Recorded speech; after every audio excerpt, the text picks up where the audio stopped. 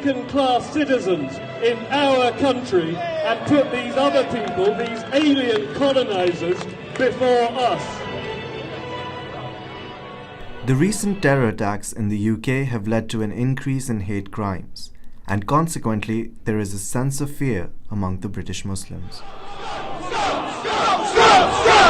I know radical Islam exists, but not all Muslims are terrorists. There are 1.9 billion Muslims in the world. That's like more than 20% of the world's population, and if they were all terrorists, the world would have ended and stuff, yeah. An old Muslim man walking home from the mosque late night after the Isha prayers, and he was approached by some men, and this time there were no questions. It was just straight beatings, because they saw that he's somebody that has just left the mosque, that he's got a beard, and they beat him so badly that in the next few hours in hospital he actually passed away due to the beatings that he had. And this is an 80-year-old man. The Norfolk Constabulary saw an 81% spike in hate crimes after the Brexit vote. The question I asked was, if I was a young Muslim mum, would I come to a church hall at 5 o'clock on a Friday to put my view forward as to what an issue in my community was? I wouldn't, simply because that's an environment that I'd probably find intimidating. I've got children, I've got childcare, and actually the vast majority of the people there are from a different background and probably don't relate to me.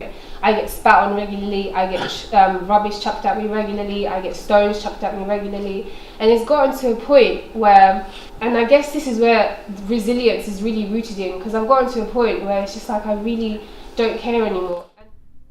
The fear of radical Islam is not an unfounded one, considering Muslim scholars like Anjum Chaudhary openly used to indulge in hate speech. We hope one day to eradicate Muslim law from Britain, and with the generations to come from the rest of the world. Terrorism has nothing to do with Islam. If those people are terrorized, they are terrorists. But if you believe in Islam, then you have a duty to your neighbors. You have a duty to your friends. You have a duty to your relation. You have a duty to your country.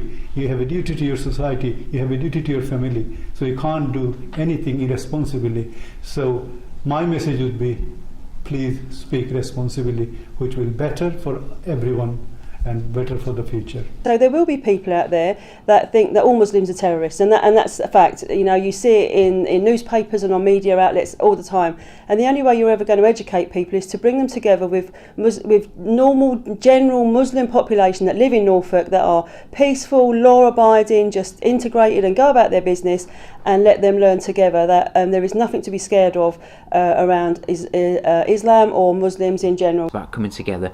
It's about overcoming these issues. It's only a very, very small percentage of people who actually have got the opposite view, who feel it's a destructive path, who want to react and commit hate crime against people in Norfolk and Norwich who have actually no association with the events wherever it is in the world.